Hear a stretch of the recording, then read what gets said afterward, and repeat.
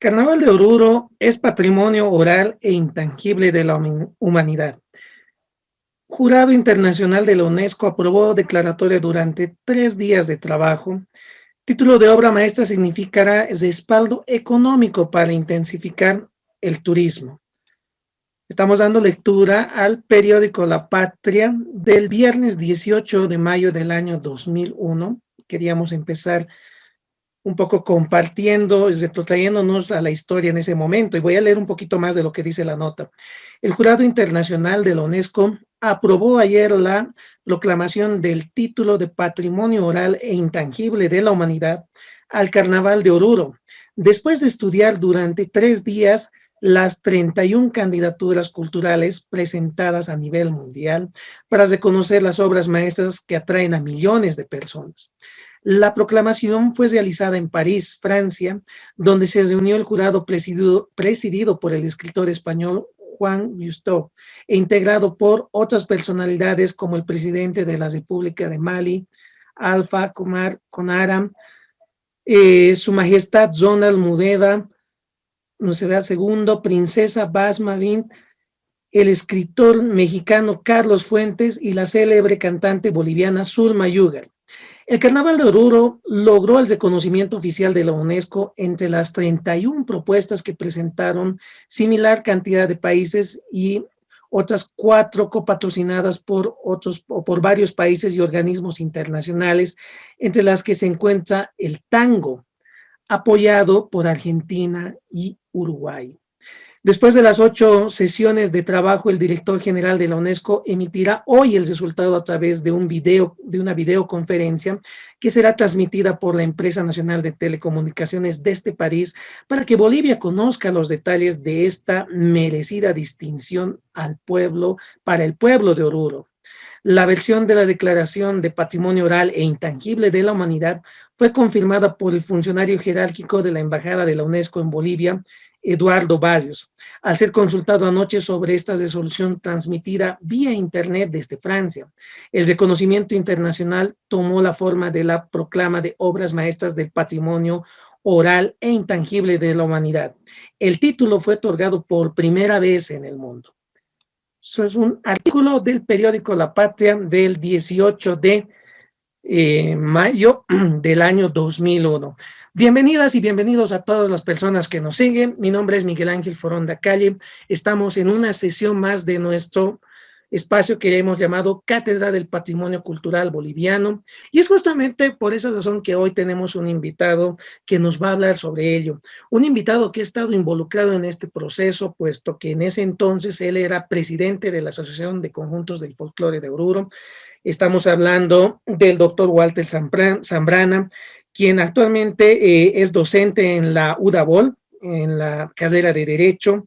Además es magíster en Derecho Civil, abogado en el ejercicio libre de la profesión y, como lo decíamos, presidente de la Asociación de Conjuntos del Folclore de Oruro. Y pues ya don Walter ya se encuentra con nosotros presente aquí en sala virtual, y le quiero dar la bienvenida, doctor. Muy buenas noches, gracias por acudir a nuestra convocatoria y por los minutos que usted nos está dedicando, donde estoy seguro que vamos a aprender y conocer muchos pormenores, que eso es lo importante en este momento, que vayamos conociendo cómo se ha desarrollado este proceso. Muy buenas noches y bienvenido nuevamente. Buenas noches, Miguel Ángel, y también un saludo cordial a Cátedra del Patrimonio.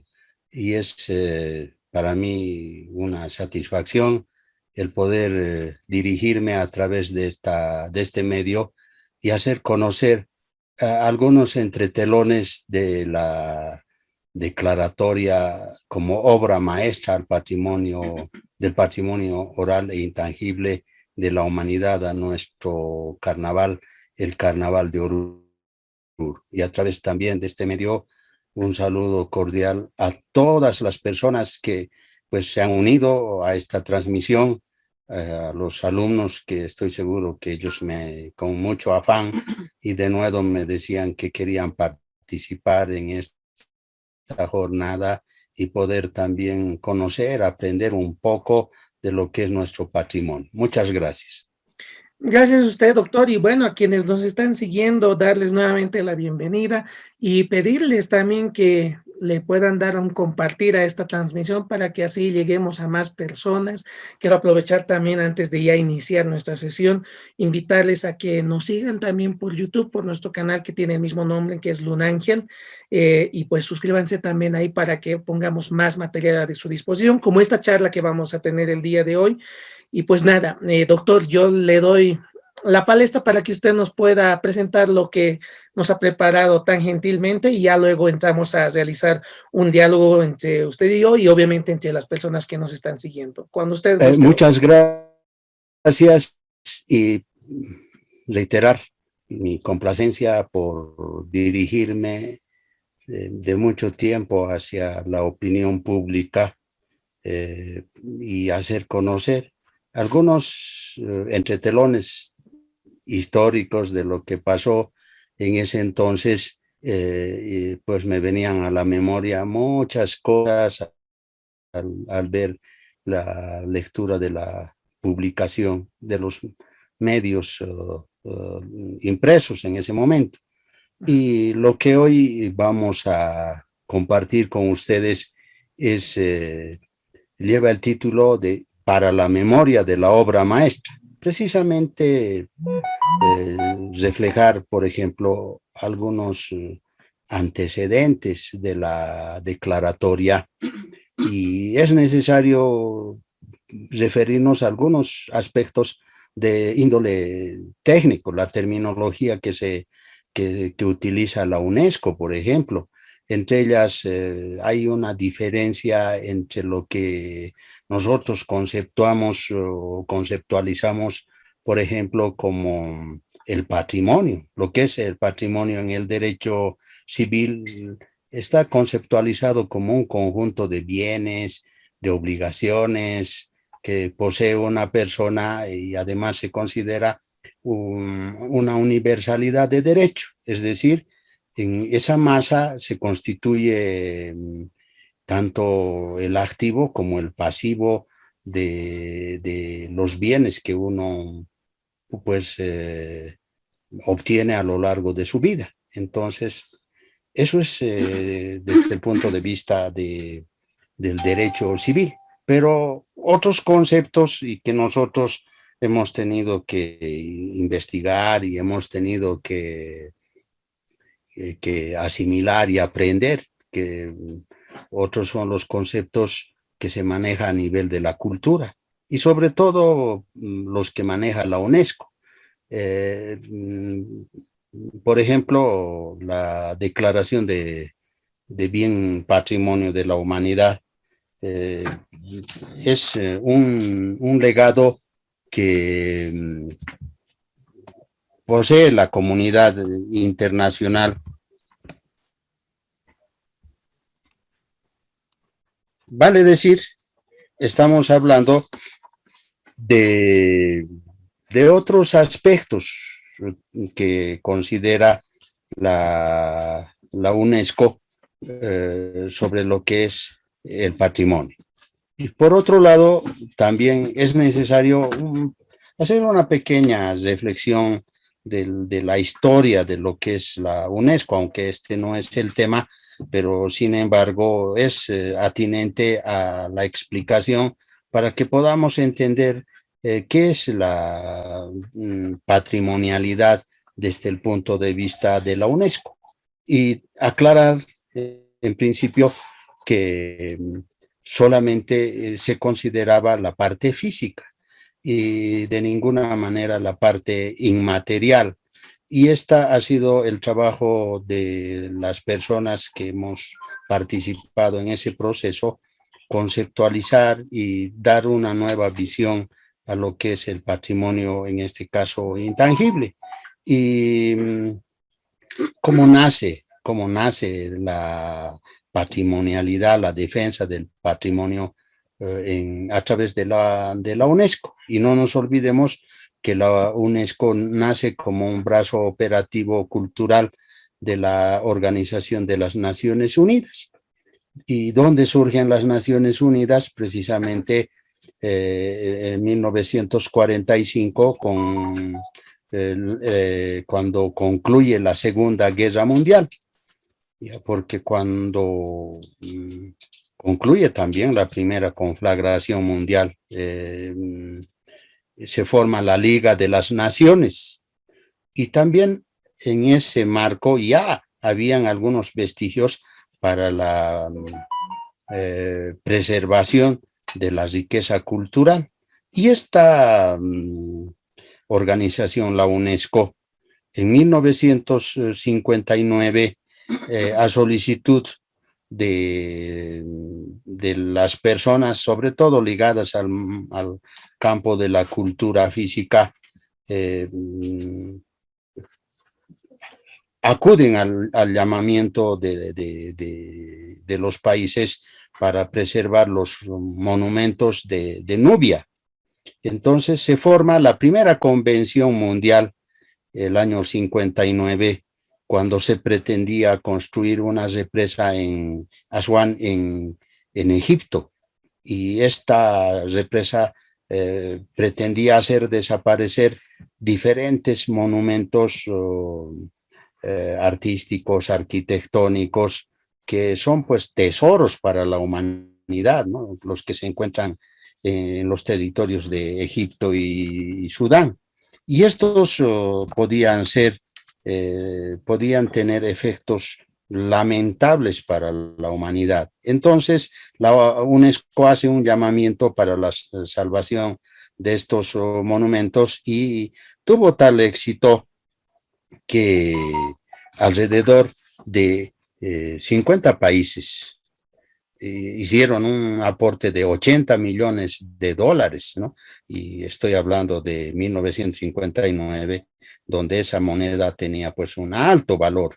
Estoy hablando más o menos de casi más de 100 millones de dólares de los que se concibe hoy. ¿Ya? Y esto fue el cimiento para la creación del Comité del Patrimonio Mundial, que se hace en 1972. Este comité estaba compuesto por 21 países, 21 estados, España, Estados Unidos, Canadá, Marruecos, Corea del Sur, y se empiezan a dictar una serie de mecanismos procedimentales para la preservación de del patrimonio físico, sobre todo referente a los monumentos. Se llamaba, esta organización llamaba a estos sitios ICOMOS, ya que era también parte de ese interés de los países de preservar estos bienes culturales, y también nace el ICCROM. Y los objetivos básicos de este comité era alentar a los estados, más bien, que de la Comisión definan lugares de valor. El objetivo era la creación de una lista del patrimonio mundial, con el objetivo de vigilar que estos lugares fueran preservados por los estados, crear mecanismos para la salvaguardia de estos lugares que eran considerados patrimonios mundiales, y para esto se crea un fondo mundial, ¿ya? Y existía el peligro de desaparición de esas riquezas. Entonces se iban definiendo algunas líneas maestras para ser declarado patrimonio cultural de la humanidad. Y entre estas características estaban, por ejemplo, representar una obra maestra del genio creativo humano, ser la manifestación de un intercambio considerable de valores humanos en un determinado espacio cultural, sobre todo con alto valor arquitectónico. Estamos hablando de las artes monumentales y además rescatar la planificación urbana del pasado, preservar el diseño paisajístico y además que esta riqueza se constituía en un testimonio viviente, un testimonio único. Y la humanidad hubiera dejado de poder conocer esta riqueza si esta hubiera desaparecido con el tiempo. Entonces, esa es la conceptualización que era concebida en ese entonces. Estamos hablando de una conceptualización solamente del patrimonio físico. Pero a este patrimonio físico pues le sigue también una preocupación que tenía la humanidad de preservar los espacios naturales. Y posteriormente se suma por el Ejecutivo de la UNESCO también la propuesta de la defensa de los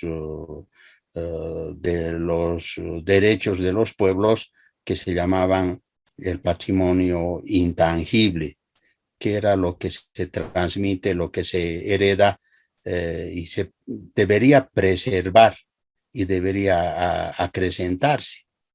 Entonces, más se hacía hincapié en el patrimonio tangible, o sea, en lo que se podía tocar, lo que tenía sustancia física y que podía ser conservado, restaurado, con alto contenido arquitectónico, urbanístico, arqueológico, sobre todo pues la producción del hombre, la artesanía.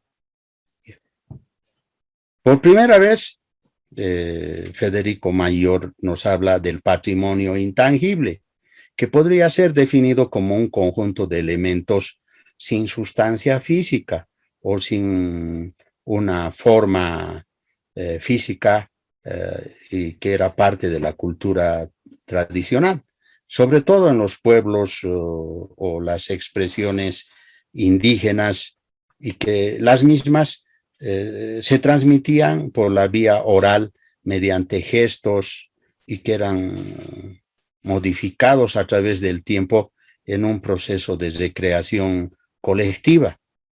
Entonces ya se empezaba a diseñar que estas se debían considerar como manifestaciones no materiales que emanan en la cultura cotidiana de las comunidades. Y ahí también ingresan las celebraciones rituales, las festividades y la práctica en la vida social. También deberían ser considerados en parte de este tesoro las manifestaciones literarias, musicales, plásticas, escénicas, lúdicas, entre otras. ¿Ya? Y de esta manera se va dando conceptualización a lo que es el patrimonio en la concepción que maneja la UNESCO. Y nosotros hemos trabajado en la conceptualización precisamente de conceptos, de términos que no se manejaban, porque solo se hablaba del patrimonio físico. Nunca se había profundizado, por lo menos la base filosófica que pueda sustentar el patrimonio intangible. Tal es así que posterior a la declaratoria de nuestro carnaval como obra maestra del patrimonio oral intangible de la humanidad, a partir del 2001 se van incrementando y se añaden otras expresiones el año 2003 y el año 2005. En realidad, hasta el 2005 y 2006 se agregan 43 obras.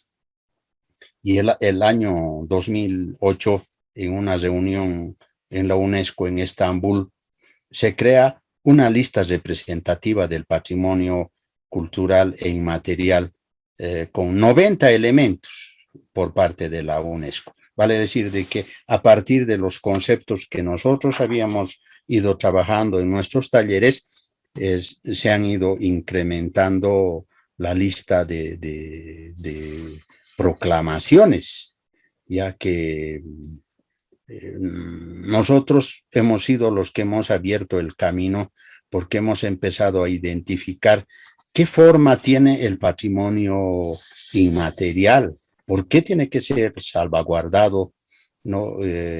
Por los estados y por las naciones, y por qué la UNESCO debería respaldar a estas expresiones de la cultura popular y tradicional. Nuestra postulación no era una candidatura única, existían también otras, pero nosotros hemos marcado el camino que han seguido otros estados también. Ya hemos abierto los horizontes porque hemos demostrado las formas de expresión cultural, popular, tradicional, y hemos demostrado que los espacios del Carnaval de Oruro son pues actividades populares que corresponden a las expresiones de un pueblo. ¿Ya? Y de esta manera hemos dado las pautas para que se creen las reglas que hasta el momento maneja la UNESCO. Son 18 miembros que participan, por ejemplo, eso ya se ha establecido como jurados y entre ellos participa seleccionando el director de la UNESCO.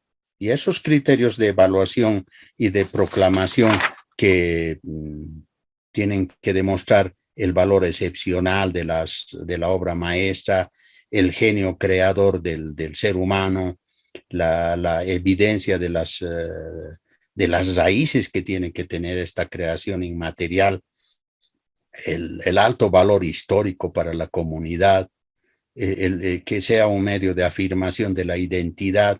Lo hemos trabajado en los talleres, en las mesas redondas, y estas han servido para que la UNESCO pueda recoger y pueda generalizar en la declaración de las proclamaciones. Y además hemos demostrado que nuestras manifestaciones culturales respetan los derechos humanos.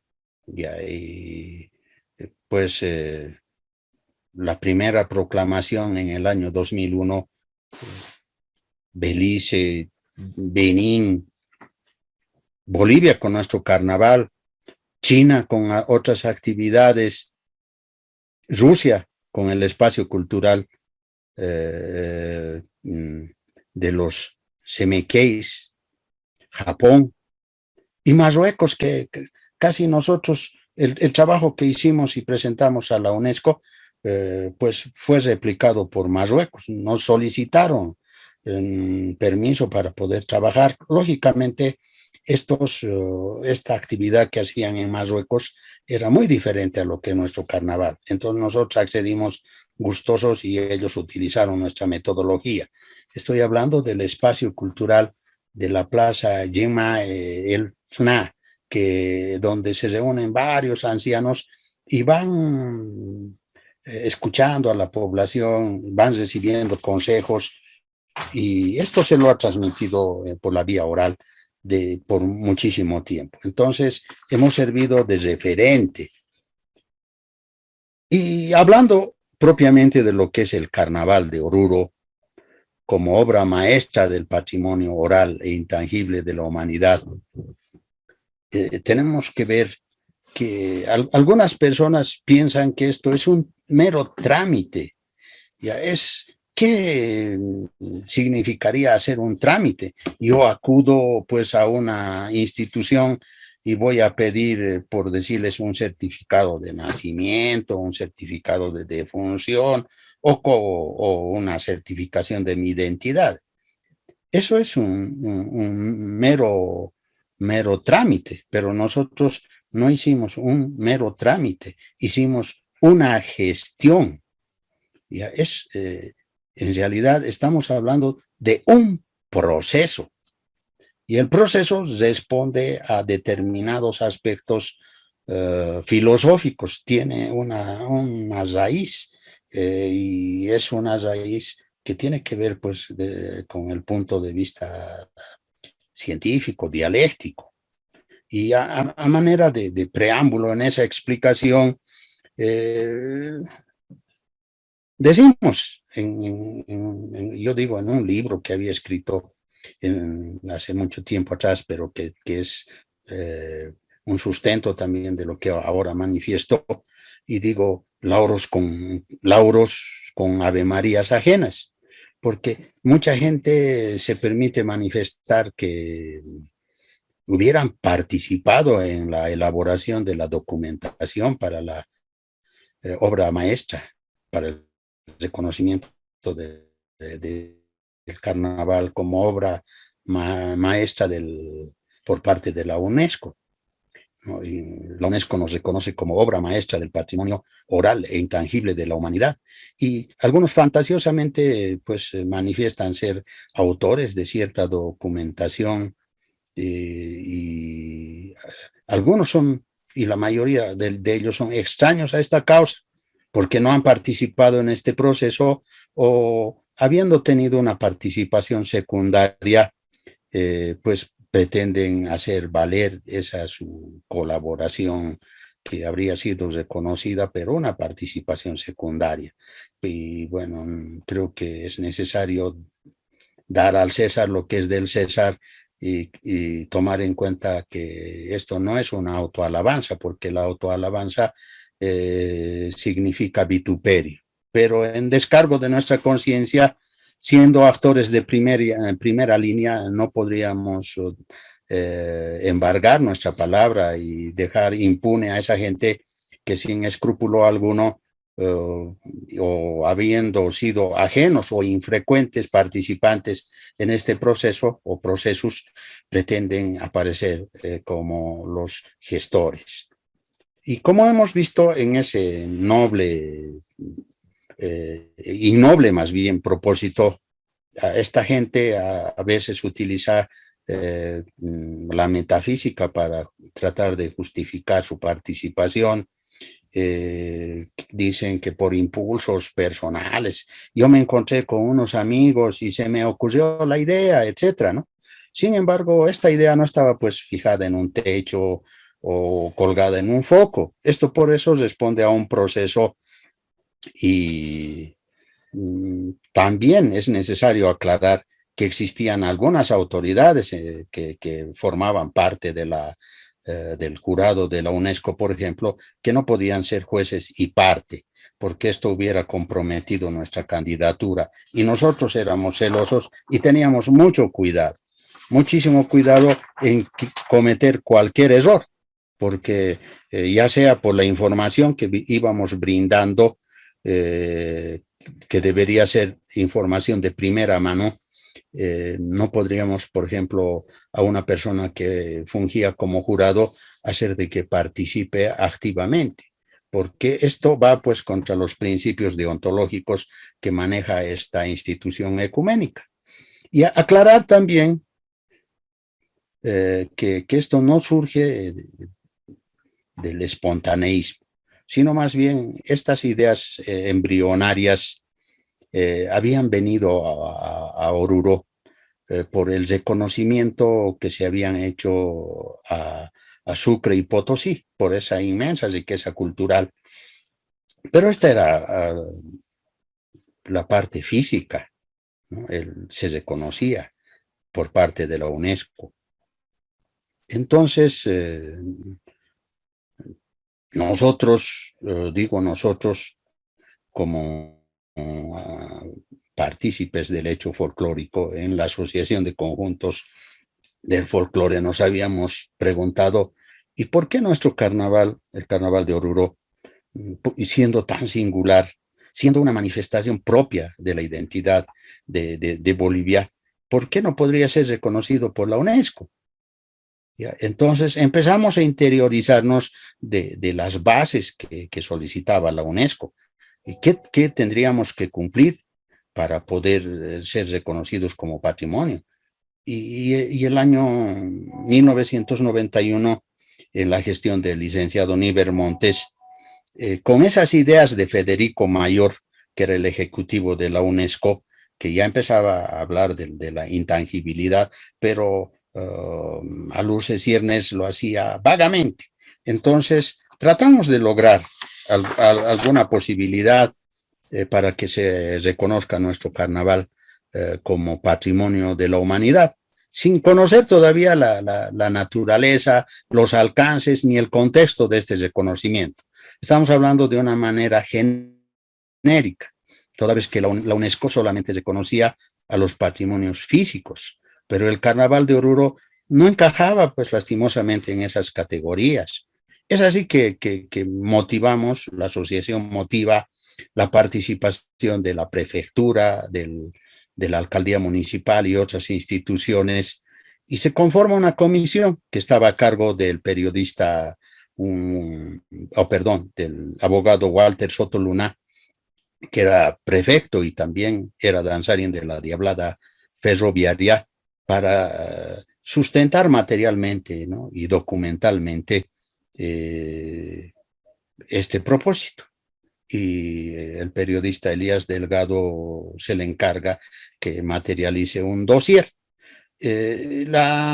Todo este proceso había quedado trunco porque la asociación había atravesado dificultades internas, y tal es así que inclusive hasta casi se produce la división de la institución, ¿no? Entonces llegamos nosotros a la institución y lo primero que hacemos es darle un contexto diferente a la institución, que ya no sean tan asambleístas, sino más bien deberíamos marcar pautas a través de congresos, y deberíamos empezar a hacer trabajo científico descriptivo de lo que son nuestras manifestaciones, ¿no? Si nuestro propósito era lograr el reconocimiento de nuestro carnaval, entonces seguramente deberíamos materializar un trabajo efectivo. Entendíamos que no podíamos hacer ninguna actividad si no marcábamos una política institucional que pueda respaldar ese fin trazado. Entonces, esos eran nuestros objetivos. Ya nos contactamos con ejecutivos de la UNESCO y empezamos a buscar los antecedentes teóricos, y pues nos decían que había que trabajar, que no estaba muy claro el tema de la intangibilidad. Entonces, lo que se nos ocurrió era buscar ese dossier que se había presentado supuestamente y se había dejado en la UNESCO, en la ciudad de La Paz. No encontramos vestigios de tal dossier que pues se señalaba en Oruro que sería la base para que empecemos el trabajo. Entonces empezamos el trabajo desde cero. Y el año 1997 logramos, a través de los municipios y de las prefecturas de los departamentos del país, auspiciamos conjuntamente el Viceministerio de Cultura de aquel entonces, y el gran propósito de hacer un lobby con las otras ciudades para que nos respalden, porque teníamos que tener un respaldo para la postulación, y que, bueno, sea el Estado boliviano quien se haga cargo de nuestra representación. Y las prefecturas, los municipios en ese encuentro nos respaldaron. Y dicho sea de paso que pues los gastos, como siempre, corrieron por la Asociación de Conjuntos del Folclore. Y ellos firmaron un documento, y este no sirvió para abrir las puertas de la UNESCO. Entonces, justamente empezamos a hacer el trabajo ante la UNESCO. Esta fue la llave para empezar a trabajar. Y corrí el año 98, el mes de julio, y conformamos el gabinete de investigación, y el responsable de esta cartera era el secretario de Relaciones de aquel entonces, y recaía en la persona del directivo Ascanio Navas Rodríguez, que se encargó del gabinete. Este elemento fue pues la punta de lanza para poder hacer un trabajo efectivo. Nos dotamos de internet, empezamos a crear nuestra página y empezamos a tener contacto con personalidades del mundo entero y los que nos alentaban y nos decían, no, sigan adelante, ya.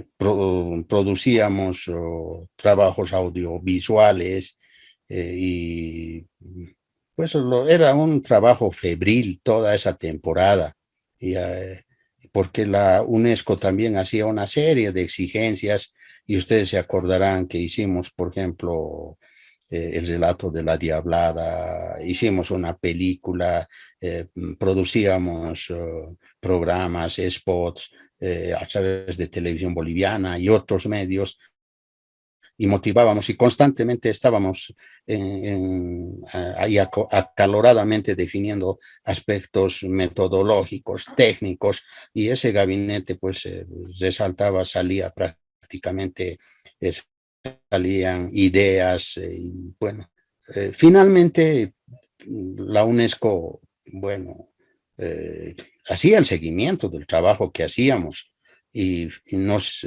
solicitan que deberíamos elaborar dos carpetas. Una carpeta que contenga un plan decenal donde se definan las políticas de protección, así como también el conjunto total de planes y programas de resguardo de las manifestaciones culturales por un periodo de 10 años. Y esa carpeta era el famoso plan decenal. Uno, desde el punto de vista científico, antropológico, y además deberíamos cumplir las exigencias que nos señalaba la UNESCO. Esa materialización de la carpeta, los antecedentes antropológicos, musicológicos, etcétera, lo íbamos consiguiendo a través de un sinnúmero de conferencias, de disertaciones, de paneles, y hay mucha gente que trabajó, que aportó, y todos estos pues han servido de documentación que ha ido a parar a la UNESCO. Y finalmente, en esa última expresión, nosotros contamos con la participación de todos y cada uno de los conjuntos que denodadamente pues coadyuvaban con nosotros, nos motivaban, nos impulsaban, ya, fatigosas jornadas, y todo el mundo andaba pues ajetreado y comprometido en ese propósito. Y finalmente llega un formulario de la UNESCO, un formulario de postulación mediante una nota de instrucción CITE INT UNESCO París 124-99, UNESCO House Bure M206, estaba cifrado y en septiembre de 1999. Y la mencionada entidad nos remite esa solicitud para llenar ese formulario de postulación, y no solo a nosotros, sino a todos los países aspirantes, acompañando una serie de requerimientos que deberíamos cumplir. Entonces, el éxito o el fracaso de todo ese proceso de varios años dependía del cumplimiento de las exigencias de la UNESCO, que eran expresadas a través de ese documento. Entonces, este constituía un documento básico. Sin embargo, por la manera como se encaraba o cómo encaraba el Estado estos tópicos, existía el peligro del llenado unilateral y sesgado del formulario referido en la ciudad de La Paz, sin considerar, y como siempre nos veían como el patio trasero de La Paz, y que esto ya nosotros lo habíamos analizado y madurado.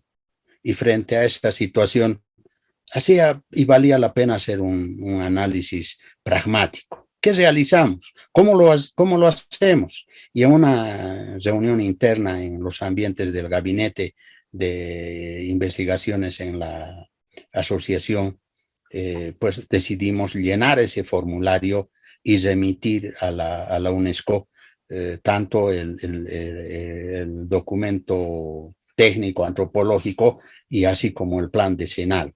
Y también nos pedían una película motivacional y algunos otros documentos. Y definimos que la mejor forma en la que podíamos llenar ese formulario era no hacerlo nosotros, solamente en cuatro paredes, sino compartir en una mesa redonda con la participación de los más grandes científicos del país. Y para ese efecto diseñamos un protocolo que pueda justificar ese plan operativo y el plan decenal y este documento básico de postulación. En los hechos, la participación de otras instituciones era casi simbólica, pero era importante la coordinación que teníamos con el representante de la UNESCO, con el señor Yves de Menorval, con el viceministerio de Cultura, que era la institución del Estado, porque nosotros solos no podíamos hacerlo y porque dependíamos de la relación diplomática de Estado a Estado. Entonces, pero significar que la participación institucional era de primer orden y pues compartimos, por ejemplo, encargamos a una persona y esto pagó la asociación, y esto hay que ser bien enfático. Ya no lo hicieron, no llegó por la gracia divina, sino que el licenciado Daniel Mantilla se encargó de ese plan decenal. ¿Ya? Y el llenado del cuestionario de ese formulario lo hicimos en una mesa redonda. Y porque nunca antes se había presentado un documento de postulación a la inmaterialidad y habíamos generado algunos aspectos para abrir el camino. Sobre todo nos encontramos con problemas noseológicos, problemas en definiciones conceptuales, la delimitación que indique fines, los objetivos del tema, la naturaleza propia de la intangibilidad. No podíamos hacerlo desde un punto de vista empírico, sino que esto debería ser sometido a la comprobación y a la confirmación experimental, porque era pues parte de las exigencias, ¿no? Y uno podía hacer una afirmación sin que tenga un sustento. Esto podía ser falso y eso era peligroso. Entonces, por esa razón es que discutimos bastante esa temática. Y planteado como estaba el tema, del 22 al 24 de octubre del 99 se realiza una mesa redonda con un temario establecido en el formulario emitido por la UNESCO y además con el protocolo aprobado y contó con la participación de las siguientes personalidades: Ramiro Condarco Morales, Elías Delgado Morales, Carlos Condarco Santillán, Zenobio Calizaya Velázquez, Javier Romero, Mario Montaño Aragón, Alberto Guerra Gutiérrez, Fernando Cajías, Ives de la Gublayet de Menorval, Marcelo Lara, Walter Zambrana Valladares, Ascanio Navas Rodríguez. Y también coadyuvaron en este trabajo el periodista René Carvajal Vargas, que era nuestro representante en la ciudad de La Paz, el señor Celso Orozco Torres, y una persona que también contribuyó de alguna forma en la hemerografía era el señor Jorge Godínez Quinteros. ¿Ya? Y además contamos con todo el apoyo del directorio de la asociación, sin que ninguno podría rechazar o retasear su concurso. El resultado de la mencionada mesa redonda produjo pues un gran debate y una discusión teórica que tuvo más bien una duración de esos 2 días intensos donde se discutían los temas de la inmaterialidad. Se dilucidó un método teleológico, se discutieron las causas finalistas, la relación con la inmaterialidad y pues llenamos el formulario de postulación. Y en resumen, en esa mesa redonda se concluyó que el Carnaval de Oruro es único y su característica principal es su grado de interculturalidad, su alto contenido de intangibilidad, la necesidad de su preservación en el contexto de la globalización, su valor excepcional como obra maestra del genio creador humano, sus raíces en la tradición cultural o la historia cultural de la humanidad. Y el Carnaval de Oruro es un medio de afirmación de la identidad cultural de las comunidades culturales que participan en el hecho cultural.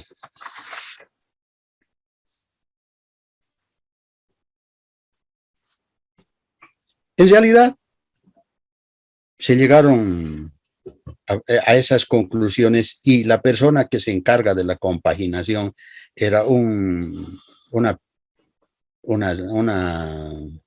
personalidad, porque era el doctor Ramiro Condarco Morales, miembro número de la Academia de la Historia y de la Lengua Española, de tal manera que a él se le encarga la compaginación y hoy, si estuviera presente, porque él ya partió de este mundo, en estos 20 años le recordaría con un abrazo fraternal. Un gran patricio orureño que perdimos y no le dimos el valor necesario.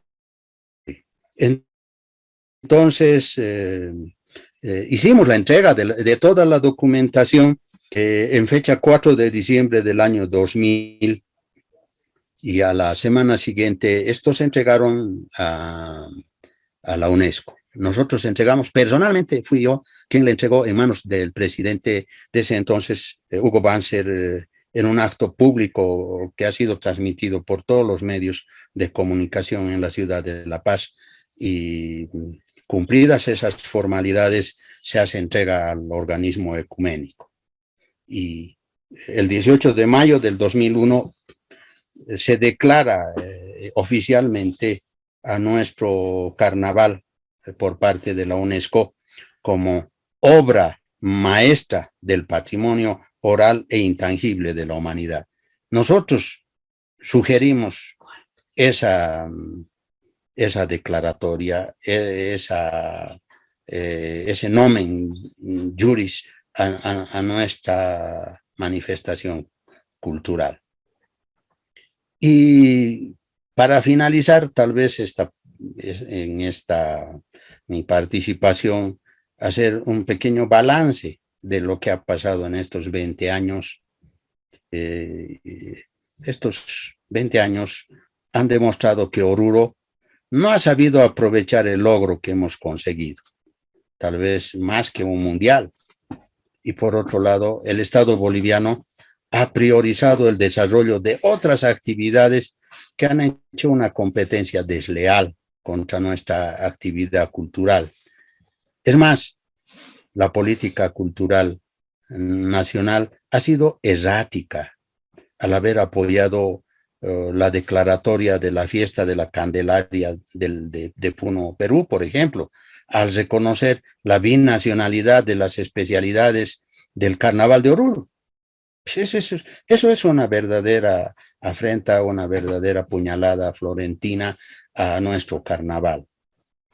No se cumplió el plan decenal. ¿Por qué? Porque estaba diseñada la participación del 60% de la actividad privada y el 40% del Estado.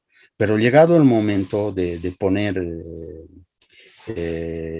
pues los recursos económicos, todo el mundo escapó a su responsabilidad, porque en el momento de la fotografía, de de decir que yo he participado, yo he hecho esto, yo he hecho este otro, bueno, todo el mundo pues figuraba en la estampilla, pero en el momento de poner los recursos, mucha gente había retaseado su concurso.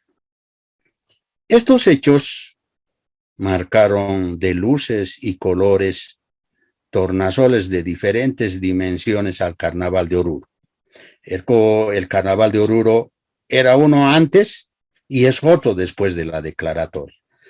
Muchas gracias por su atención y pues estoy agradecido por toda esa gente que se dice gente anónima. Esta gente tiene nombre y apellido.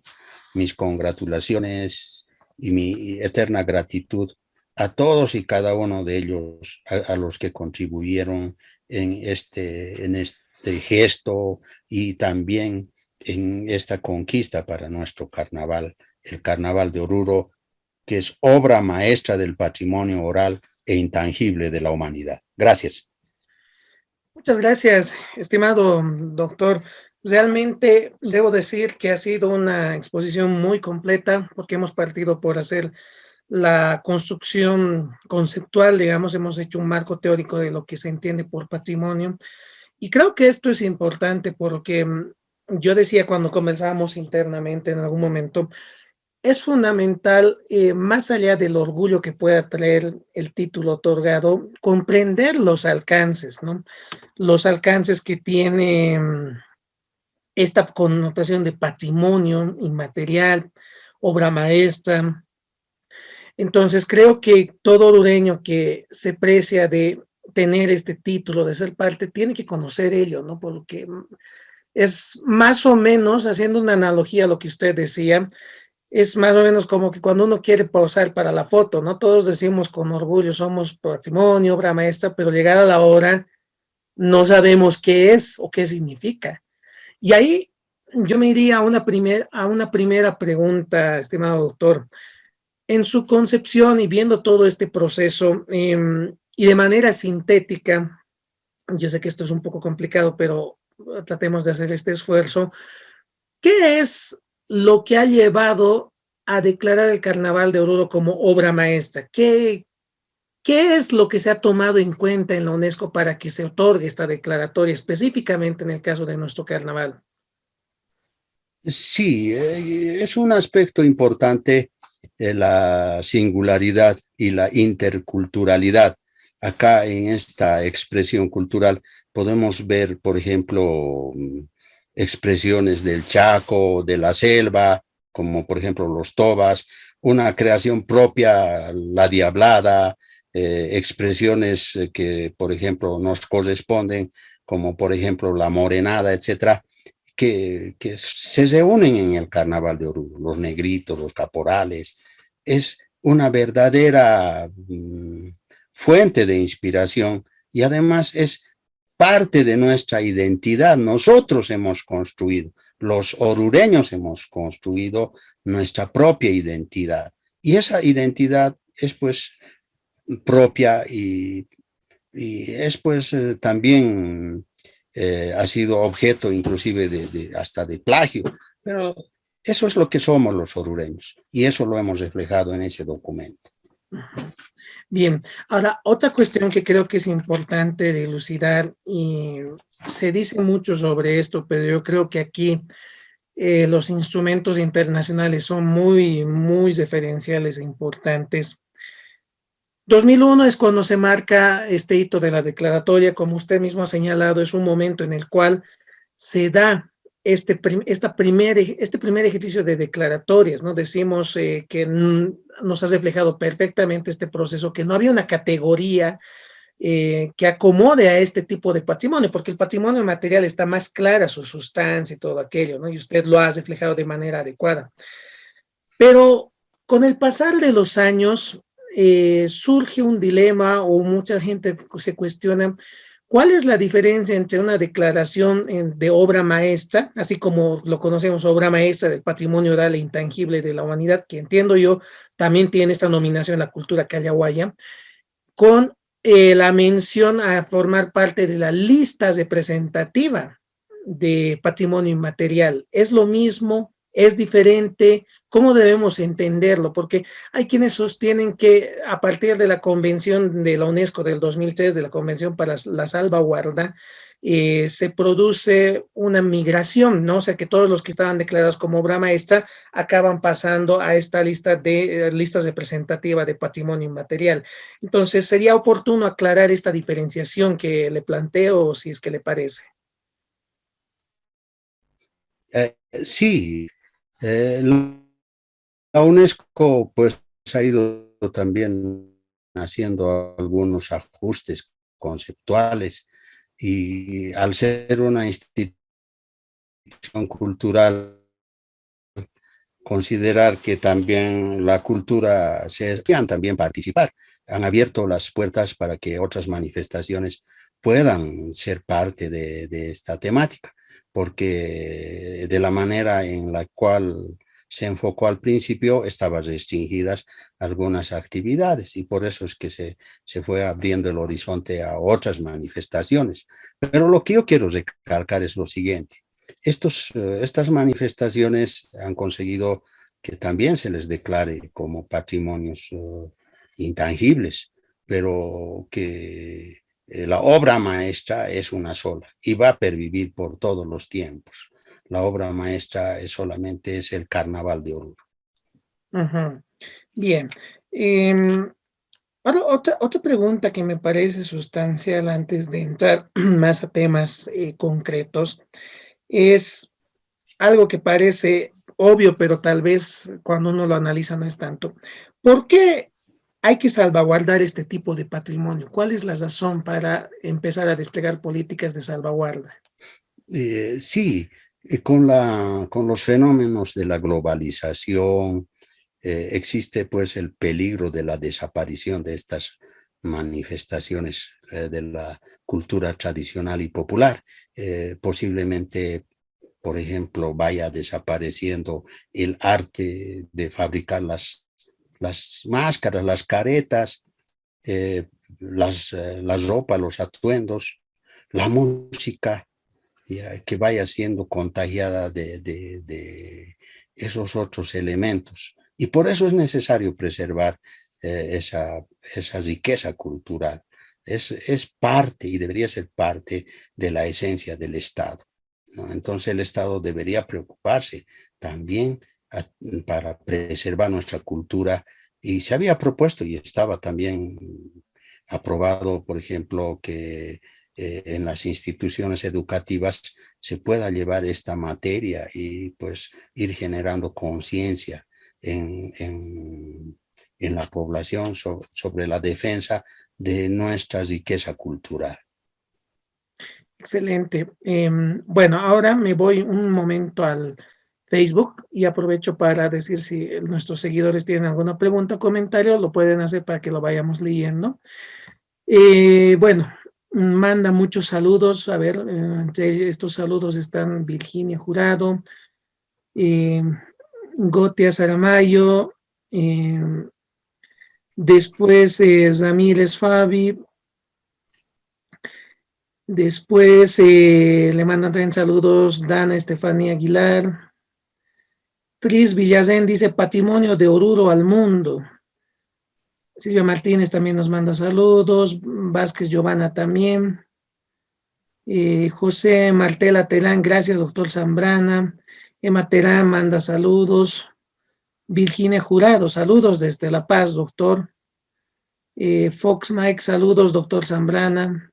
Jorge Godínez, Armando Godínez, felicitaciones, Walter Zambrana. George Andia manda saludos, lo propio Gualberto Torrico, lo mismo Subieta Cristina, Pamela Flores, Emiratos Dubai, Dusman Subieta Igualman le manda saludos. Alma Bit dice Carnaval de Oruro, obra maestra de la humanidad. Stephanie Montaño manda saludos. Marcela Mamani dice viva Oruro, doctor Walter. Gualberto Torrico pregunta ¿por qué no se cumplió el plan decenal del carnaval? Y ahí un poco, tal vez podemos quedarnos en esta pregunta, doctor. Usted nos ha hecho mención, evidentemente, y yo rescato lo que usted señalaba, de que estaba previsto este plan más o menos en un 60% de inversión privada y 40% de inversión estatal, pero por llegar a la hora parece ser que nadie ha cumplido con esta parte y esa ha sido una de las razones por las cuales no se cumplió el plan decenal. Eh, Me gustaría que un poco aclaremos, porque esto a veces está ahí en el limbo, muchas personas que preguntan, ¿a qué nos referimos cuando hablamos en este contexto de PASCO? Y profundicemos un poco las causales también de este fracaso, ¿no? O sea, porque evidentemente han debido haber muchas cosas y también vale la pena señalar qué es lo que nos hemos perdido al no ejecutar este plan de salvaguarda. Muy bien, yo quiero un poco hacer el análisis a partir de Fundesco.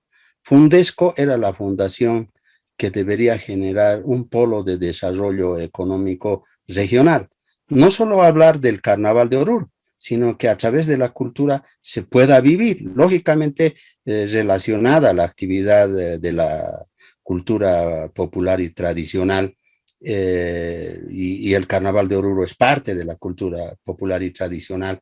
Los 360 días del año podíamos generar actividad económica. Ahí está el turismo, por ejemplo, y los efectos multiplicadores de estas actividades, la generación de recursos para las vivanderas, los hoteles, transportistas, etcétera, etcétera. Tiene efectos multiplicadores.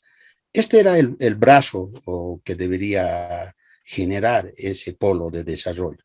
Ahí se había determinado una participación del sector privado de un 60% y 40% del sector estatal. Pero, bueno, muchas personas han pensado que el plan está escrito en piedra y que no debería ser dinamizado. Entonces, sufrimos tal vez el la falta de entendimiento de las personas, de las autoridades también de aquel entonces, y no supieron hacer cumplir ese plan decenal.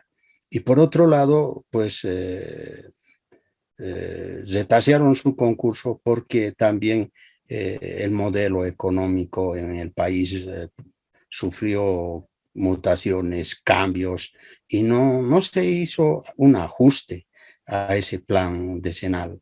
Y sobre el tema de la salvaguardia, por ejemplo, es necesario aclarar que se tiene que hacer un trabajo a profundidad.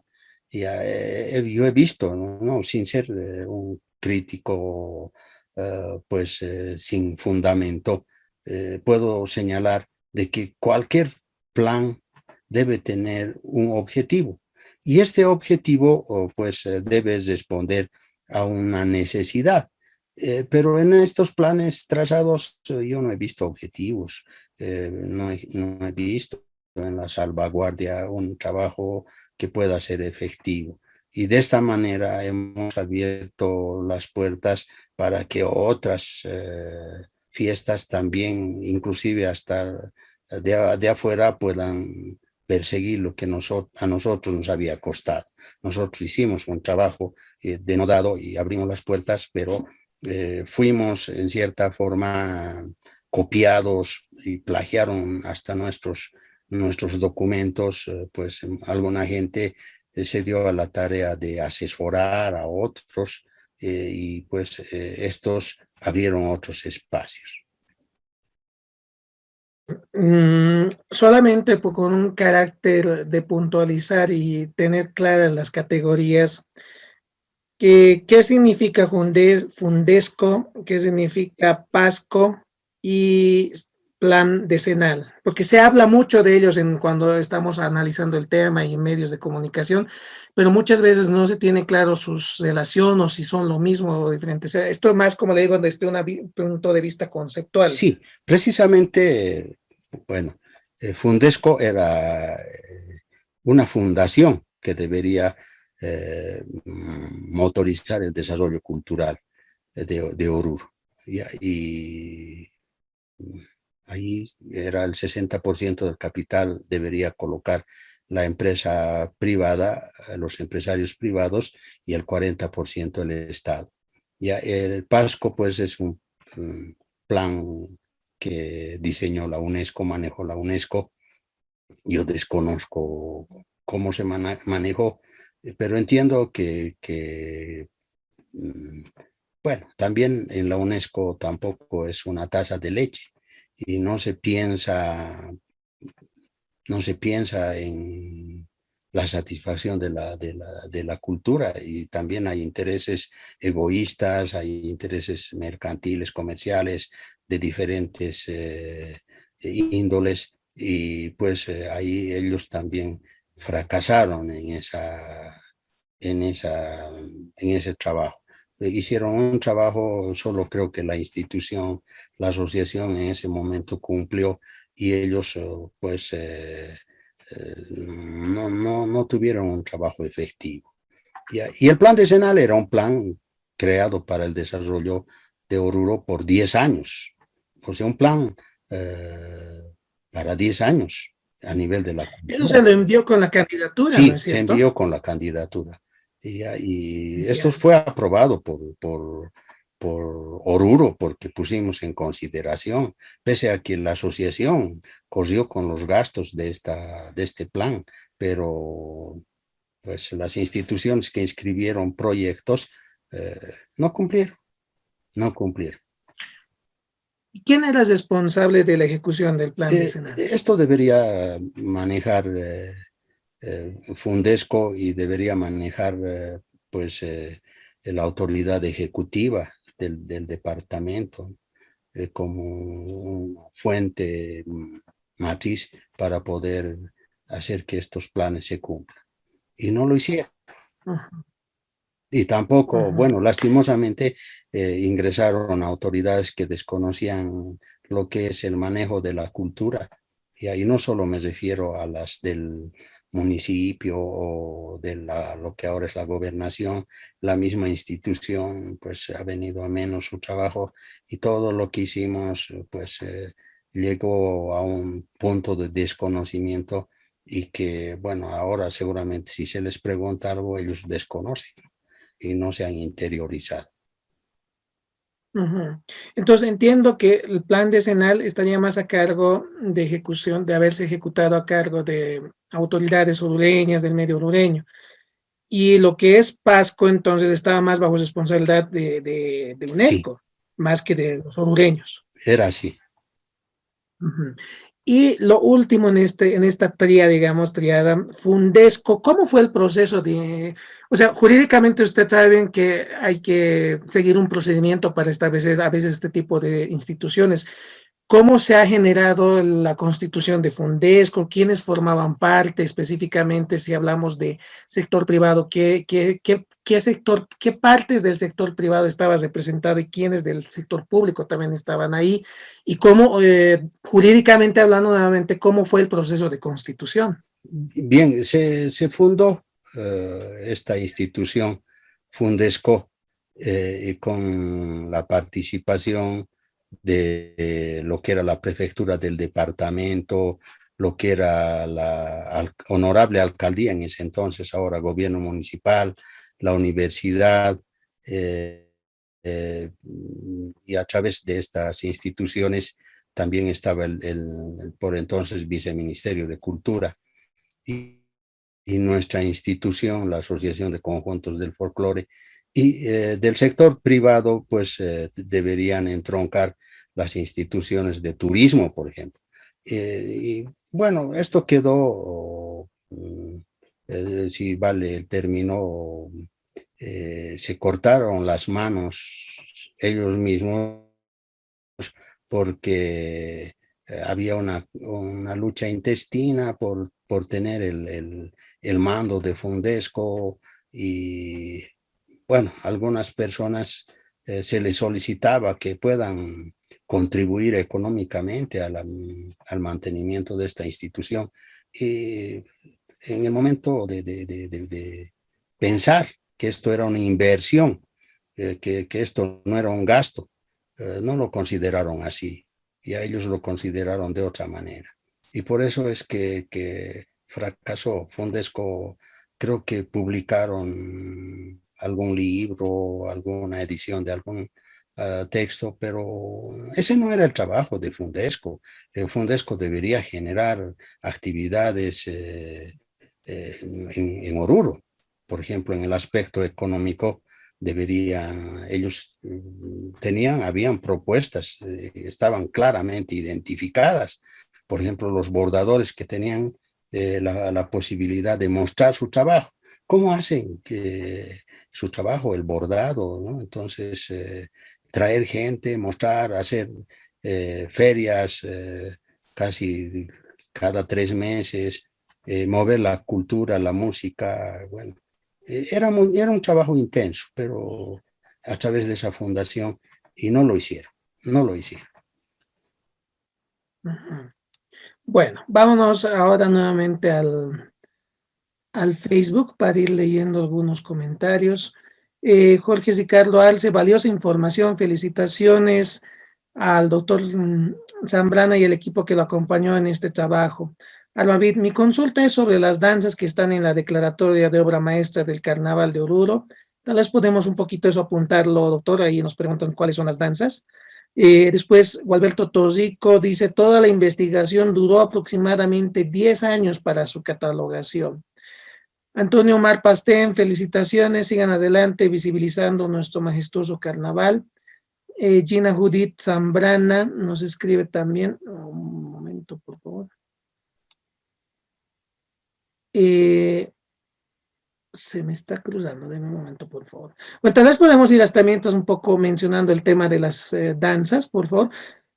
Doctor. Sí, hemos inscrito 18 especialidades de danza, ¿no? Las que pues conforman y son parte de nuestro patrimonio. Está la diablada, la morenada, están los caporales, los negritos, la danza autóctona, están por especialidades también.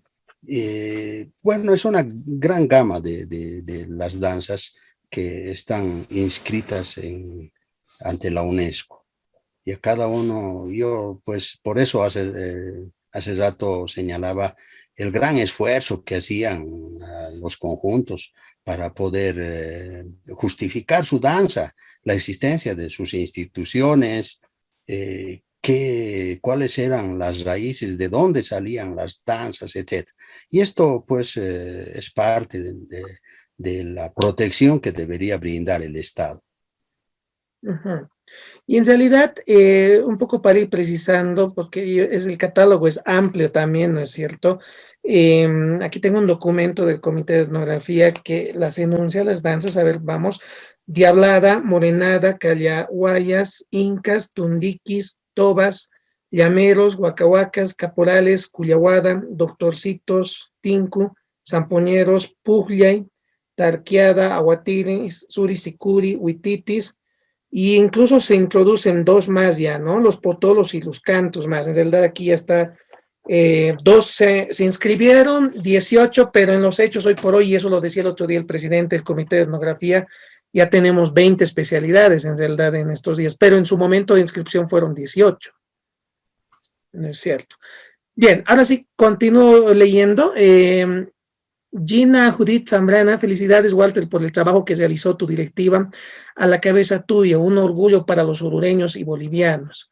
Rosario Goldi Peñalosa igual manda felicitaciones a su persona, lo propio Ana Luisa Aliaga. Gualberto Tosico, precisamente esta declaratoria es para la salvaguarda de las danzas que están en el carnaval. Luis Calderón, buena información, doctor Walter Zambrana. Debemos tener muy en cuenta estas declaraciones nos escribe desde Santiago de Chile. Adrián Tardío, felicidades, doctor. Oscar Colque, muchas gracias, doctor Walter Zambrana, por dar muy importantes datos históricos sobre la cultura que tenemos. Max del Carpio, gracias por toda la información, doctor, felicidades. Virginia Jurado nos está preguntando sobre su consulta. Virginia, la verdad es que sí. Hay alguna consulta semente papelada, si lo puede volver a escribir o la voy a encontrar ahí bajando ahorita en el cursor. Adrián Tardío, preservar como parte de la identidad de una cultura, nos señala, ¿no? Gualberto Tosico, Fundesco es una organización dentro del patrimonio de la obra maestra. La prefectura, alcaldía, federación de empresarios privados, universidad, asociación de periodistas, aclara, ¿no? Estoy viendo, Virginia, me preocupa, tal vez se me ha pasado la pregunta que hacía, si la vuelve a escribir, por favor, un poco aquí, con todas las cosas que hay que operar desde la computadora, a veces se me pasan algunos comentarios. Bueno, a ver, vamos avanzando en esto ya, tal vez para ir cesando algunos aspectos. Quizás una de las cuestiones, o yo diría que una de las preguntas fuertes que yo me vengo realizando en realidad y se la planteo a ustedes, ¿cuánto nos ha beneficiado la declaración de patrimonio al Carnaval de Oruro? Digo esto por lo siguiente. En una sesión anterior con otro invitado nos decía, ¿no?, que esta declaración ha hecho que el carnaval sea más conocido y todo eso, pero en los hechos sabemos que el carnaval ya tenía una fama, por así decirlo, antes de la declaratoria, ¿no? La declaratoria obviamente sí parte de, pero mal podríamos decir que a partir de la declaratoria recién el carnaval se echó a conocer o visualizar. El carnaval de Oruro ya era algo que atraía propios y extraños, y de hecho, cuando vamos revisando documentación en algunas sesiones que tenemos, vemos cómo hay extranjeros que han aportado, queriendo o sin querer, con fotografías, con filmaciones antiguas, ¿no? Y esto muestra que ya era una cosa que atraía, ¿no? No es que recién pasó. Pero la pregunta es esa, ¿cuánto nos ha beneficiado la declaratoria? ¿Qué hemos ganado con ella? Muchas veces se habla de que se han recibido recursos económicos. Esta situación tal vez no está del todo clara y valdría la pena esbozar una respuesta, ¿no? Sí, en réditos económicos sí quiero decir que, por ejemplo, en esta declaratoria, eh, por lo menos en mi gestión, no hemos recibido un solo centavo por parte de la UNESCO. Pero la proyección de desarrollo que, bueno, era mm, entendible en ese momento es que nosotros hicimos propuestas para el desarrollo económico. Otra cosa es que no hemos sabido aprovechar, como decía hace rato, los efectos multiplicadores de nuestra actividad cultural. Ni siquiera la empresa privada ha visto la magnitud de nuestra manifestación cultural. No han sabido, jamás han podido ver más allá por ejemplo, lo tradicional, el manejo que se hace de la actividad, por ejemplo, del carnaval. ¿Quiénes son los que sacan beneficios? ¿Ya? No, la declaratoria era algo simbólico que podía apoyar nuestra manifestación cultural, ya era darle un plus, pero que nosotros no hemos sabido aprovechar. Bueno, somos conformistas, nos conformamos con las cosas y mucha gente pues lo ve las cosas de una manera tradicional, artesanal, ¿no? Y no cambia de mentalidad. Esto debería servir para cambiar nuestra mentalidad, ¿no? Y por ejemplo, les digo, lo que están haciendo en el Perú, están aprovechando ese plus y nosotros no lo hemos sabido hacer. No hemos asimilado, hemos abierto el camino, pero otros no han seguido esa proyección.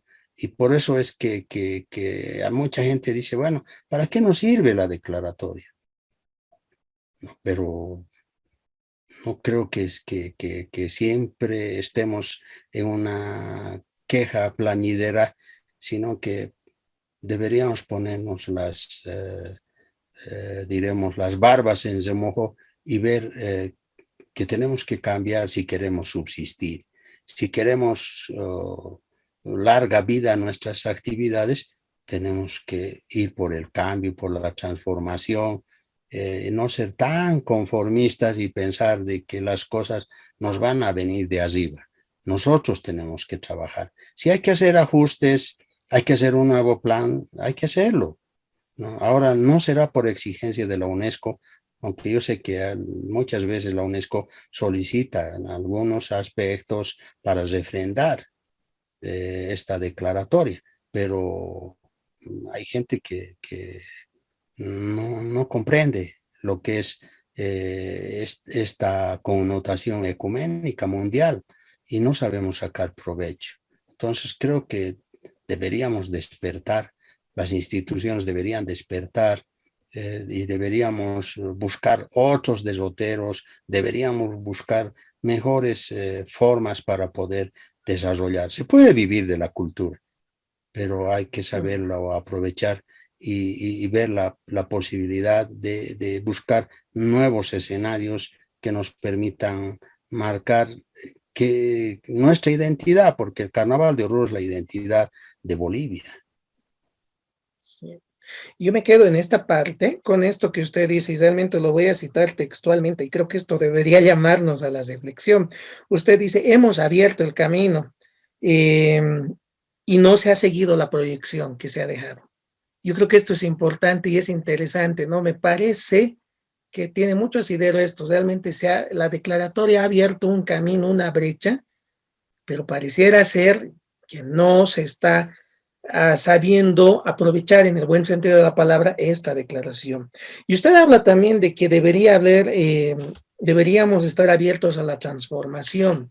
En su criterio, ¿qué implica esta transformación? ¿Qué debería cambiar para que reencaminemos esto que estamos hablando ahora? Yo creo que sí, que por ejemplo, ¿cuál era el objetivo? El objetivo era aprovechar, por ejemplo, institucionalmente, ¿por qué nosotros habíamos contribuido con todo nuestro trabajo a tiempo completo, si vale el término, en el asunto del patrimonio? Porque queríamos la transformación de la institución, que no se convierta en una institución casi gremial, que se abre solamente a los espacios durante la época del carnaval, porque deberíamos contribuir a la sociedad. De alguna forma, el propósito, por ejemplo, era hacer una biblioteca especializada en materia de cultura tradicional y popular.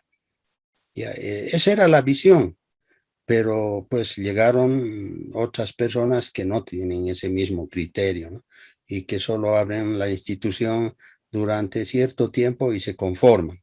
Ahora en el municipio tampoco le han dado un verdadero contexto y también en el marco de la gobernación lo propio, pese a que existe un marco jurídico que pueda y que respalda también estas actividades.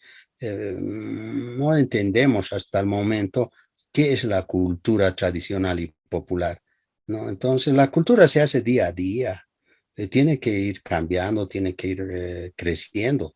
Ya, si bien esto es una lucha, es en el marco ideológico, pues tiene su marco ideológico esta postulación. Es la lucha contra el colonialismo, ya, es la lucha por la identidad. ¿Ya? ¿Y cómo no podemos cimentar nuestra identidad? Trabajar en los temas, por ejemplo, de las danzas, por ejemplo. Hablábamos de la diablada.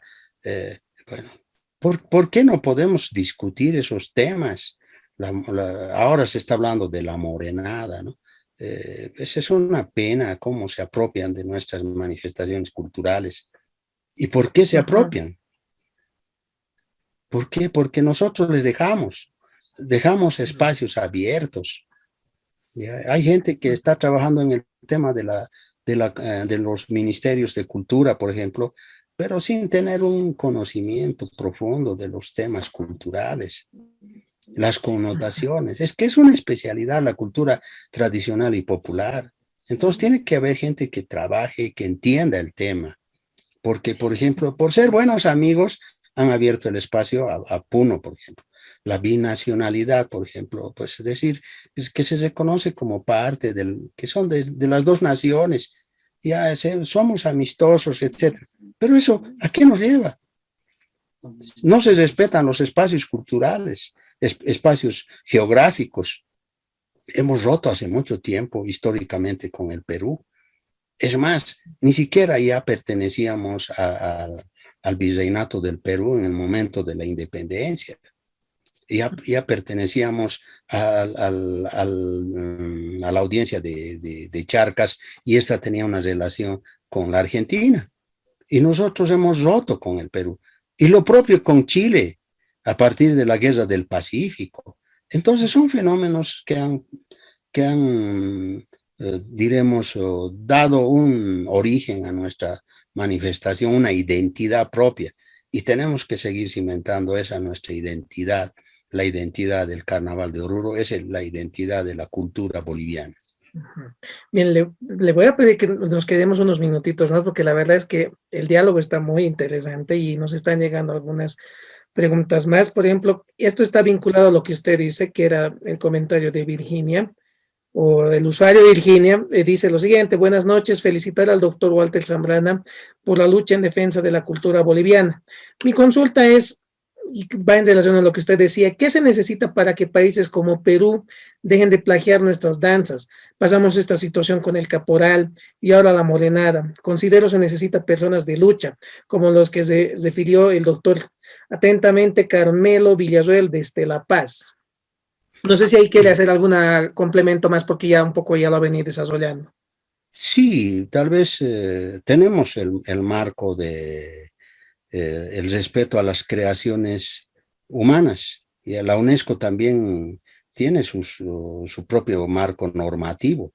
Lo que no sabemos es utilizar ese marco.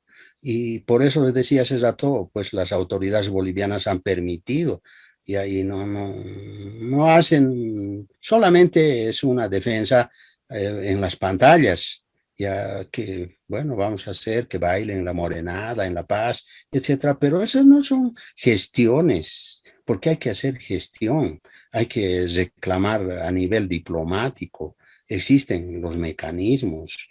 La propiedad intelectual tiene que ser respetada en el mundo entero, pero no a través de cosas tan simples que no tienen ningún efecto. Ujú. Claro, es que realmente esto se presta para, o sea, realmente son muchas aristas que se abren. Usted acaba de mencionar un tema bien interesante que es el de la propiedad intelectual.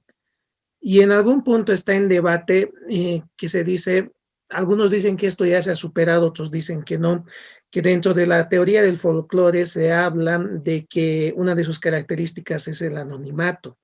Pero si estamos en esta relación con el anonimato, no va en contrasentido con la propiedad intelectual. ¿Cómo planteamos esto de la propiedad intelectual? Y creo que este tema es realmente jurídico, ¿no? Pero y de mucho debate. El patrimonio inmaterial, ¿cómo debería ser abordado desde el ámbito de la propiedad intelectual? Sí, lo que dice la normativa internacional habla de los espacios geográficos. Las manifestaciones son propias de un determinado espacio geográfico. Por ejemplo, Oruro, ¿qué era Oruro? Era pues parte de los Urus, por eso viene Oruro. Acá teníamos centros adoratorios, por ejemplo, en las proximidades de la ciudad, en las proximidades del socavón, Itos también viene de esa expresión. Pues llegan los españoles y empiezan a destruir nuestra cultura. En un tiempo había un marco de esa naturaleza, querer destruir nuestra cultura. Y posteriormente, pues han visto que era imposible destruir nuestra cultura. Y bueno, se van fundiendo con nuestra cultura. El carnaval es parte de ese proceso. No podemos desconocer la historia, pero ¿dónde nacen estas expresiones? Por ejemplo, son las minas, y eso no podemos desconocer. Esa realidad no ha vivido Chile, tampoco pues el Perú ha vivido lo que son los urus o orureños. Lógicamente ellos tienen para querer plagiar tienen algunos argumentos que no son sólidos, no tienen sustento. Nosotros el carnaval de Oruro, por ejemplo, de la máscara de la diablada, lo podemos demostrar y pueden hacer una prueba de química del carbono. ¿Cuántos años tiene una máscara de diablo que se encuentra en el museo? Zivas que tenemos en la ciudad de Oruro, descubierta por don Ramiro Condalco. Ya es una cabeza de una llama y tiene cuernos, etcétera. Y aquí se bailaba, había una especie de diablillos. Lógicamente es una connotación distinta por ejemplo, a la expresión europea, porque aquí por ejemplo, no es la misma connotación del diablo europeo con la connotación de Wari, por ejemplo. Wari tenía una cualidad que tenía dos personas en una sola. Era bueno y era malo. Y en cambio el diablo europeo siempre es malo y Dios es bueno. Entonces llegan los españoles y dicen, no, aquí ustedes tienen que decir que Dios es bueno y el diablo es malo. Pero para nosotros ese diablo era bueno y era malo. Ese es Wari, ese era el dios ancestral de los Urus. Entonces tenemos nuestra propia originalidad de las cosas. No hemos copiado, no hemos ido a Perú a copiar, no hemos plagiado absolutamente nada. Tenemos nuestra propia forma de ver las cosas. Y los orureños debemos sentirnos orgullosos. Ya, somos parte de esa esencia Uru, ya, que no ha sido un pueblo conquistado por nadie. Entonces, ser orgullosos de nuestra cultura es hacer, eh, ser parte de la identidad nacional. Excelente. Un tema que también quiero aprovechar para sacarle digamos, el punto de vista que usted tiene es lo siguiente. Mucho se ha hablado respecto a la posibilidad de que en algún momento la UNESCO pueda quitar el título al Carnaval de Oruro de obra maestra. Ahí la primera pregunta ¿es esto posible? ¿Y cuáles serían las razones? Por ejemplo, en algún momento se habló de que podía darse esta posibilidad cuando se construyó el teleférico cerca a inmediaciones del santuario, cuando se habla de que está habiendo cambios en los trajes, en la indumentaria. Pero ¿cuál es la realidad? ¿Ha habido casos en los cuales realmente la UNESCO ha quitado el título? ¿Qué tendría que pasar para que la UNESCO nos diga ustedes ya no son o ya no tienen el título de obra maestra? Lo que creo que sí es que podríamos reflexionar, podría haber una reflexión a través de la UNESCO, por ejemplo, sobre algunos temas, porque precisamente es el propósito de la declaratoria, la conservación de los valores tradicionales de la cultura popular. De ninguna manera creo que podrían quitarnos el título. Esto, bueno, creo que a nosotros no nos correspondería en ese caso, pero sí que debemos tener conciencia, por ejemplo, en rescatar nuestra cultura, en preservar nuestra cultura. Está bien, hay que crear. La cultura no es inerte, pero sin distorsionar. Hay eh, expresiones, por ejemplo, estaba viendo en algunos medios una emulación a la diablada Urus en el Perú, por ejemplo. Es una verdadera pena cómo quieren apropiarse de nuestras manifestaciones culturales en una forma tan grotesca, ¿no? Y por eso les digo, tiene que ser parte de Oruro para sentir lo que es el orureño, lo que es su propia cultura. Excelente. Voy con los últimos comentarios ya en el Face y ya vamos cerrando esta parte. Jorge Armando Godínez señala, Fundesco, Fundación para el Desarrollo del Carnaval de Oruro, sí, PASCO, Plan de Salvaguarda de Carnaval de Oruro. Plan decenal, uno de los dos documentos de postulación del Carnaval de Oruro, cuyo contenido presentaba programas relacionados para la promoción, preservación y salvaguardia del Carnaval. Y Añades, reitero, gracias al Carnaval de Oruro, la mayoría de las 18 especialidades de danza se globalizó al mundo. Bien. Ya casi, sí, creo que ya no. Les pido disculpas si alguien se me está entrepapelando los comentarios, porque ha llegado un momento donde he hecho un boom de comentarios. De todas maneras, le voy a invitar, doctor, cuando tenga tempito, si puedes revisar los comentarios en nuestra página para que usted tal vez los pueda, tal vez personalmente responder en algunos casos. Pero creo que hemos cumplido con la mayoría, ¿no? Eh, a ver, entre los últimos temas que me gustaría abordar, por ejemplo, está, y es esta pregunta que nos hace alguien, ¿no? Dice Jorge Ricardo Arce, doctor Zambrana, en su óptica, ¿cuáles son los errores que se cometieron en estos 20 años en el carnaval que debemos corregir? Yo le sumaría esta pregunta que, sí, ¿cuáles son los errores que se debe corregir? Pero aparte, ¿cuál es el escenario? ¿Qué se viene ahora? En su criterio, ¿qué deberíamos hacer en dos sentidos? Uno, para bien o mal, son 20 años y en 20 años tenemos que reflexionar qué hemos logrado. Realmente la pregunta ahí, completando esto que nos hace nuestro amigo Jorge Ricardo Arce, es qué hemos avanzado, qué hemos logrado en 20 años. Pero aparte de eso, hay un desafío tremendo. ¿Qué hacemos con el COVID? Ya nos hemos suspendido el carnaval un año. Es incierto todavía saber si es que el siguiente año vamos o no vamos a tenerlo. Eh, y pues ahí viene la duda, ¿cómo encaramos la salvaguarda del patrimonio en este escenario tan complicado? Entonces son dos preguntas, ¿no? O sea, ¿qué viene, qué corregimos? Y lo otro, ¿cómo hacemos, cómo actuamos en tiempos de pandemia? Ya, considero bueno, estos 20 años, si bien no se han cumplido los planes trazados, sin embargo, yo soy una persona propositiva. Sé que deberíamos buscar nuevas alternativas, nuevos cambios, ajustarnos a los nuevos contextos en el campo político, económico, social. El carnaval no es una isla, es parte de una realidad, es parte de nuestra realidad.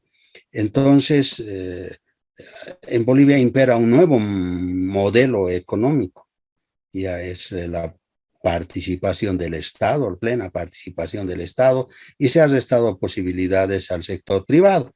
Entonces tendremos que acomodarnos también ya en las nuevas políticas, en la nueva dimensión, y a generar nuevas propuestas alternativas para poder buscar la supervivencia de nuestra cultura.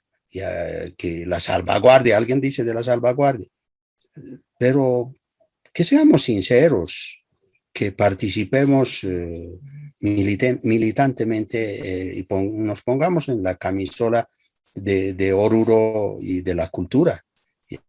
Que no sea la quinta rueda del carro la cultura. ¿Por qué? Porque genera pues también dividendos económicos. Pero si nosotros no sabemos aprovechar, estamos durmiendo pues en una cama del tesoro, pero no sabemos utilizar ese tesoro que tenemos. Y si no tomamos en cuenta esos puntos de vista, pues seguramente va a ser un saludo a la bandera, un discurso cada que llega el carnaval, que estaba muy bonito, y cosas superficiales, pero no vamos al fondo. Entonces tenemos que trabajar, todas las instituciones tienen que generar nuevas políticas que permitan un despegue de nuestro carnaval, el renacer de nuestro carnaval. Y sobre el otro aspecto, no podemos negar que esta pandemia ha afectado no solo a las manifestaciones culturales, ha afectado al deporte, ha afectado las relaciones sociales, etcétera, etcétera. Y tenemos que buscar también nuevas alternativas, nuevas formas creativas. Seguramente esto va a durar un par de años, pero el carnaval de Oruro es inmortal, no va a matar ningún virus a nuestro carnaval. Seguramente pasará este tiempo, pero ya tenemos que estar preparados, que nos sirva para preparar las próximas versiones, ver nuevas alternativas, ser imaginativos, ver lo que hacen también. No es malo copiar las buenas pautas organizativas, administrativas, etcétera, y ya no ser tan ver las cosas desde un punto de vista simple. No hay que ir mejorando cada vez más. Estoy seguro que tiene larga vida nuestro carnaval. Bien, doctor. Hemos agotado las preguntas del Facebook. Hay mucho que la verdad analizar, pero yo creo que esta sesión ha sido muy importante porque hemos aclarado muchos aspectos y creo que tiene un plus su participación porque sabemos que analizar estos temas necesita nomás un poco también el abordaje jurídico. Entonces, eso ayuda mucho en el tema de que usted maneja la materia por ser abogado y eso nos ha abierto o nos ha posicionado puntos claros. Una cosa que según lo que estamos planteando acá en esta charla es que es poco probable que la UNESCO nos quite el título como alguna vez se manejó esto. Probablemente es momento de pasar esta página porque muchas veces se maneja esta hipótesis y más bien deberíamos concentrarnos, como usted mismo propone, en otras actividades para mantener o conservar la esencia del Carnaval de Oruro. Otra de las conclusiones con la cual yo me quedo es que, como usted mismo ha dicho, hemos abierto camino y quizás este camino nosotros, el que hemos abierto, no lo estamos sabiendo seguir. Y otro tema también que destaco de todo esto que hemos hablado es que hay una corresponsabilidad, ¿no? Mucho nos rasgamos las vestiduras de que el carnaval no hay apoyo al carnaval de las autoridades, no nos ayudan. Y siempre hay esta pregunta importante, ¿qué hacemos nosotros como portadores del carnaval? ¿Qué hacemos como gobierno departamental? ¿Qué hacemos como gobierno municipal? ¿Qué hacemos como danzarines? ¿Qué hacemos como músicos? ¿Qué hacemos como artesanos? Creo que esa es una pregunta importante que deberíamos respondernos nosotros mismos. Y la interpelación a nuestras autoridades está, estos días ha corrido mucho el cuestionamiento al tema diplomático, al nivel central. Excelente, creo que eso no podemos dejarlo de lado, pero creo que la otra pregunta es, ¿qué hacemos nosotros? ¿No? ¿Cómo estamos aportando a esto? Eh, Indistintamente de un tema político, creo yo que esta respuesta deberíamos hacernos o preguntarnos primero esto y respondernos, y eso nos va a ayudar, creo, en mucho. Entonces, creo que esas son las conclusiones principales que yo llegaría de todo lo que hemos venido hablando. Yo le agradezco su participación, insisto, ha sido muy esclarecedor. Además de que esto le decía, ¿no? Antes de que entremos a la transmisión, creo que es importante contar la historia con los actores que han estado en ese momento y usted ha estado inmerso en ese momento y qué mejor cosa que nos cuente la película alguien que ha estado ahí, ¿no? Alguien que ha estado ahí y esto, la verdad es que este video que lo estamos grabando es un testimonio también de todo lo que ha hecho muchas personas, usted ha ido mencionando a muchas personas y creo que eso es importante irlo destacando también. Entonces, yo le daría la participación para ir cerrando, tal vez para sus palabras de despedida, doctor, o también para antes de eso, si quiere añadir algo, tal vez se nos esté escapando algún temita o algo más que quiera destacar de toda la charla que hemos tenido hoy. No, simplemente agradecer pues la invitación a este espacio y también a todas las personas que comparten conmigo esa su felicidad porque, bueno, nuestro carnaval, porque el carnaval es el que ha logrado esa distinción, eh, pues alcance a todos y cada uno de ustedes. Y mi gratitud eterna a todas las personas que han colaborado conmigo, a los miembros de mi directorio en su integridad. En este momento no los voy a nombrar, pero ellos saben y conocen, están también y figuran, por ejemplo, en el libro que yo escribí sobre el tema, pues mi sincero agradecimiento, un abrazo sincero hacia ellos y eternamente comprometido en la defensa de nuestras manifestaciones de la cultura tradicional y popular. Cada uno tiene un espacio diferente, en algunas oportunidades cumplimos un rol y creo que la historia pues nos dará un lugar en este terruño por ser tan querendones de nuestra tierra y estoy seguro que perviviremos en la memoria de la colectividad por haber participado en esta gesta. Entonces, un agradecimiento sincero y pues un orgullo el haber trabajado con ellos y pues 18 de mayo, salud, salud 18 de mayo. Muchas gracias. Salud, salud, salud y felicitaciones también, yo lo digo a todos Gracias. quienes son parte de esta obra maestra, a todos como usted que han ido aportando en este proceso de gestión también. Yo creo que es importante dar un agradecimiento modesto y desde aquí como danzarina también, pues creo que hay que agradecer el aporte que personas como usted han realizado, usted mismo lo ha señalado, hay un equipo detrás, hay todo un conjunto de personas, es un proceso, como usted mismo decía, de larga data, ¿no? O sea, no ha sido un mero trámite, han estado muchas personas involucradas y a veces es bien complicado recordar a todas estas personas, pero más allá de eso, creo que la esencia de esto está en recordar y agradecer, como diríamos, también a nuestros ancestros, quienes han hecho posible este carnaval de Oruro, quienes han dado esos primeros pasos hace pues más de 2 siglos, 3 siglos atrás, donde han empezado a darse esta creatividad a los artesanos, danzarines, o sea, es un sinfín de personas y ha encontrado un colofón en este proceso que ha iniciado en el siglo XX para que lleguemos a esta declaratoria. La declaratoria, sin duda, nos ha ayudado a tener en algún momento mayor visibilidad, pero seamos honestos, la declaratoria no ha hecho al Carnaval de Oruro grande. El Carnaval de Oruro ya era grande mucho más antes de esta declaratoria. Creo que eso es importante que lo tengamos en cuenta y que asumamos la responsabilidad como portadores de esta obra maestra. Doctor, muchas gracias nuevamente. Le mando un cordial abrazo a la distancia y le quedo muy agradecido por lo que nos ha regalado su tiempo esta noche. Yo creo que ha sido una noche muy importante para que podamos construir la historia viva de el proceso de declaratoria. Muchas gracias, muy buenas noches y pues espero que en otros momentos tengamos también su participación para seguir hablando de otros temas de esta importancia. Gracias. Gracias, gracias a todos los que nos siguen y cesamos con un pequeño video que queremos compartir de la declaratoria y una capsulita que hemos compartido esta tarde en nuestra página.